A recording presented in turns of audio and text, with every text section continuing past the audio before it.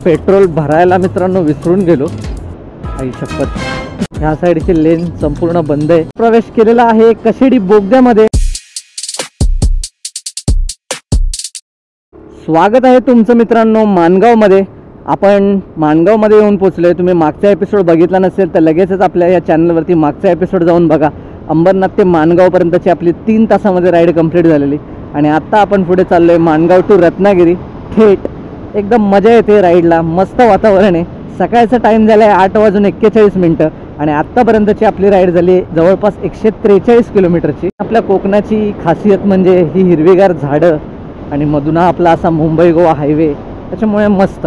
आणि आता जरा हायवेला शोभा आली आहे कारण हा पूर्ण सिमेंट कॉन्क्रीटचा पॅच बनवून टाकला आहे. त्याच्यामुळे रस्त्यावरती खड्डे वगैरे खरंच खूप कमी मिळत आहेत.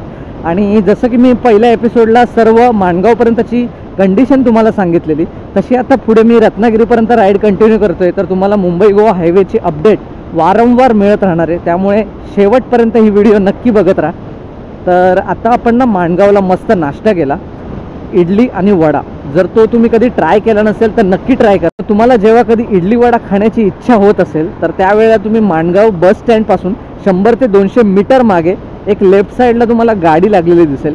एका ॲपेच्या छोट्या ट्रकवरतीच ते लोक इडली वडा, मेंदूवडा, डोसा या सगळ्या गोष्टी विकतात. तर खरंच जबरदस्त चव आहे. आणि त्यांची एक खासियत मला आवडली. पंगत जशी बसते ना टेबलावरती, जसं आपण लग्न पंगतीमध्ये बसतो आणि मग टेबल आणि खुर्ची, तर अशा मोठ्या टेबलवरती अशा ह्या साईडला खुर्च्या त्या साईडला खुर्च्या, आपण बसायचं आणि ते आपल्याला समोर आणून देणार इडली वडा वगैरे. आणि त्याच्यासोबत एक ना सांबारचं भांडं देणार मोठं भरून, आणि त्याच्यामध्ये एक डाऊल देणार. ज्याला पाहिजे त्याने वतायचं पुढे पास करायचं, वतायचं पुढे पास करायचं. ही एक मला पद्धत खरंच खूप आवडली आणि टेस्ट म्हणजे अप्रतिम. तुम्ही या नक्की ट्राय करा. 144-45 किलोमीटर झालेत आणि अजूनही आपल्या 2 ते 3 गाड्या शिल्लक आहेत. त्याच्यामुळे यमा एरॉक्स आपल्याला चांगलाच ॲव्हरेज देते असं मी म्हणू शकतो. तर बघा मित्रांनो, आत्ता आपल्या गाडीला जवळपास 2 वर्ष 3 महिने होत आलेत आणि आपले 30,000 किलोमीटर जवळपास कंप्लीट झालेत. तर त्यामुळे मला एक यमा एरॉक्सचा एक रिव्ह्यू व्हिडिओ बनवायचा आहे, पण मला तो कधी बनवायचा अशी प्रॉपर वेळ मिळत नाही आहे. पण लवकरच तो मी तुमच्यासमोर घेऊन येईल. आणि माझा हा 30 वर्षाचा, कुछ ज़्यादा नहीं हो गया, 30 वर्षाचा नाही 30,000 किलोमीटरचा एक्सपिरियन्स तुमच्यासोबत शेअर करायचा आहे. तो मी एकदा तुमच्यासमोर घेऊनच येईन. खरंच गाडीने आत्तापर्यंत परफॉर्मन्स म्हणजे जबरदस्त दिला आहे आणि ॲव्हरेज पण आपल्याला खरंच चांगला मिळतो आहे. 40-45च्या मध्ये आपल्याला हायवे ॲव्हरेज काढून देते गाडी. त्यामुळे मी ह्या गाडीला तर मी तरी सॅटिस्फाय आहे. कारण तुम्ही ह्या गाडीकडनं 50-60चं ॲव्हरेज कधीच एक्सपेक्ट नाही करू शकत, कारण ही स्पोर्टी गाडी आहे. 155 CC आहे. तुम्हाला बाईकचा अनुभव देणार आहे, संपूर्ण बाईकचा. आणि कुठेच तुम्हाला असं वाटणार नाही की अरे यार आपण थोडंसं मागे पडलो ह्या बाईकच्या किंवा त्या बाईकच्या. आपल्याला आरामात 100वरती ही क्रूज करू शकते गाडी. त्यामुळे तुम्हाला खूप मजा येईल गाडी चालवायला. मागच्या वेळेला मी कशेडी बोगदा रेफर केलेला आणि त्याची माहिती तुम्हाला दिलेली. तर ह्या वेळेला बोगद्याची कंडिशन काय आहे आणि कसं आहे हा रस्ता संपूर्ण, तुम्हाला जर जायचं असेल गावी कोकणामध्ये तर गाडी घेऊन तुम्ही कसा जाऊ शकता, कुठे कुठे खराब पॅच आहे, कुठे चांगला पॅच आहे, किती वेळामध्ये तुम्ही पोहोचाल, ही संपूर्ण माहिती तुम्हाला आजच्या लॉगमध्ये मिळेल. इथून मित्रांनो चिपळूण 99, रत्नागिरी 187, पणजी 390. आपल्याला रत्नागिरीला जायचं आहे 187 किलोमीटर्स. श्रीवर्धनला जाणार आहे ही श्रीवर्धनची लाल परी. Tata bye bye.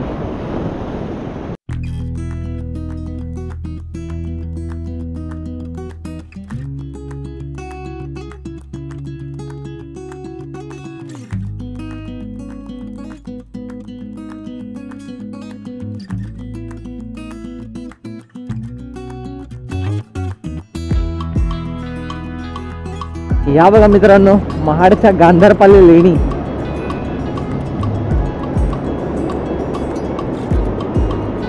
एकदम जबरदस्त असं स्ट्रक्चर आहे लेण्यांचं. इकडूनच खालूनच पायऱ्या आहेत, त्या पायऱ्या सरळ चढून वरती जायचं. मित्रांनो वेलकम टू पोलादपूर. टाईम झालेला आहे 9:29, म्हणजे 9:30 वाजता आपण टच झालेलो आहे पोलादपूर. आणि इकडूनच पुढून जातो तो महाबळेश्वरचा फाटा. तर इकडून आपण महाबळेश्वरला जाऊ शकतो. त्याच्यासाठी इथून आंबेनळी घाट आपल्याला लागतो आणि आपण त्यावर सुद्धा एक एपिसोड बनवलेला आहे. पूर्ण महाबळेश्वर साईडने जाताना आंबेनळी घाटातून खरंच एक सुंदर घाट बोलू शकता तुम्ही आंबेनळी घाटातला. एकदम वळसा खतरनाकवाला घाट आहे. प्रतापगडच्या त्या साईडला थोडेसे जास्त खराब पॅचेस आहेत, बाकी घाट बोलाल तर उत्तम आहे. रस्ते पण उत्तम आहेत, मध्ये मध्ये फक्त खराब पॅचेस जास्त लागतात. आपण आलेलो आहे पोलादपूरला.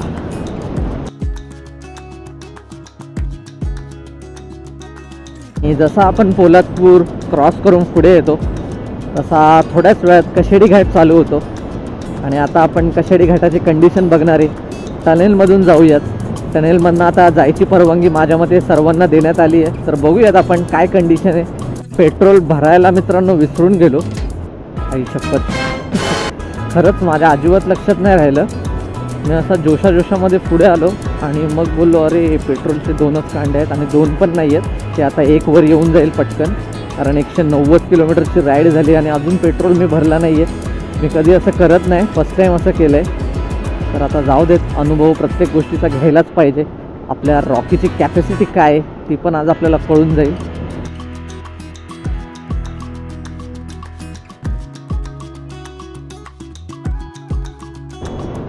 धामणदेवीला आलो आहे. धामणदेवी मित्रांनो, कशेडी घाटामध्ये अशा पद्धतीने काम चालू आहे. ह्या साईडची लेन संपूर्ण बंद आहे, पण काम प्रगतीपथावर आहे. आणि डायव्हर्जन्स जास्त तुम्हाला दिसतील या साईडला. इकडून तुम्ही बघू शकता, इकडे ब्रिज आहे आणि त्याचं काम सध्या चालू आहे. आणि हे बघा मित्रांनो, आलेलो आहे आपण 9:41 कशेडी बोगद्याजवळ. पुढे बोगदा आहे, 500 मीटर्स आहे. बोगदा आता सर्वांसाठी खुला आहे. ट्रक, कार, बस सर्व इकडून जाऊ शकतात. आणि बोगद्याच्या बाहेर बघा काय सुंदर आहे आपलं कोकण. जबरदस्त अशी हिरवळ. वा वा वा. आणि तो बघा तिकडून पण एक टनल बनतोय. 2 टनल बनणार आहेत. एक टनल तर ऑलरेडी झाला आहे सर्वांसाठी खुला, पण आता तिकडून पण एक बनतोय. माझ्या मते आता एक यायला एक जायला असा आपल्याला होणार आहे तयार थोड्याच दिवसात नाही बोलू शकत, पण 1-2 वर्षात तर नक्कीच होईल.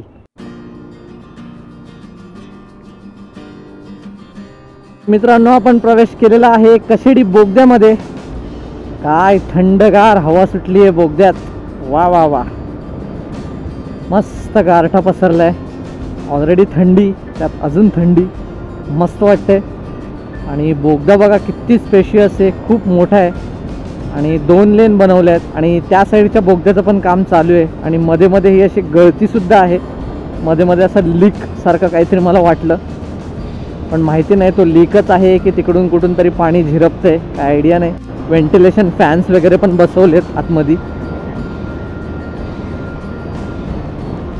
आणि आता ना साईडने ना जेव्हा तो दुसरा बोगदा बनेल ना तेव्हा इकडून एक जाण्यासाठी मार्ग नक्की बनवतील. आणि फायनली बोगदा संपतोय. कोकण रेल परिसर से मेल. आता आपण नातूनगरच्या पुढे आलेलो आहे. खेड नातूनगर. आता थोड्याच वेळात खेडला पण पोचूयात. आणि खेडची नदी आपल्याला बघायला भेटेल, जगबुडी नदी. जेव्हापासून हा मित्रांनो रस्ता बनला आहे ना कशेडी बोगद्याचा, त्याच्यामुळे आपला पूर्ण घाटाचा रस्ता पूर्ण वाचला आहे. आणि वळणाचे रस्ते सगळे वाचून गेलेत. त्याच्यामुळे ते टर्निंग्स, त्यानंतर घाटामधले खड्डे, या सगळ्यांचा आपला वेळ वाचला आहे. त्याच्यामुळे आता आपण खूप लवकरात लवकर पोचून जातो.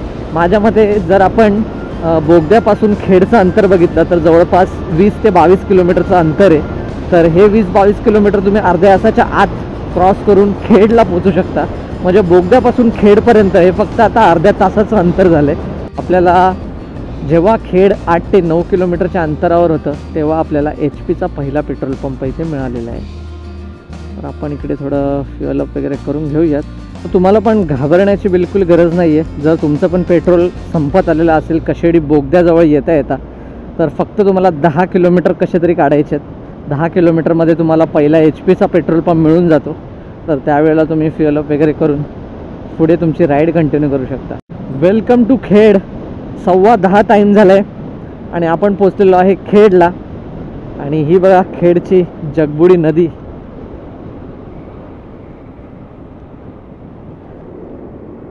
नदीला आता पाणी कमी आहे. पावसाळा होऊन गेलाय तरी असं पाणी भरलेलं अजिबात दिसत नाही आहे. खेडच्या इथे रस्ता मित्रांनो थोडासा खराब आहे. तसा रस्ता आपल्याला कशेडीमध्ये एकदम जबरदस्त रस्ता भेटला, फटाफट आलो. बघा ना, नाहीतर 5 तासामध्ये खेड अजिबात पॉसिबल नाही आहे, जे यावेळेस पॉसिबल झालं आहे मला. आणि हा बघा इकडून आहे खेड रेल्वे स्टेशनचा रस्ता. तर चला मित्रांनो, इकडे हा आपला मी सेकंड एपिसोड संपवतो आणि लगेचच इथूनच थर्ड एपिसोडला सुरुवात करतो, जो की असणार आहे इकडून रत्नागिरीचा प्रवास. आणि आता इकडेच आपल्याला लगेच भोसते घाट सुरू होतो आहे, पुढे परशुराम घाट. त्यामुळे खरंच खूप मस्त मस्त अपडेट तुम्हाला मिळणार आहेत. त्यामुळे चॅनलला सबस्क्राईब नसेल केलं तर सबस्क्राईब नक्की करा. आता भेटूयात पुढच्या एपिसोडमध्ये आणि स्टार्ट करूया भोसते घाटापासून.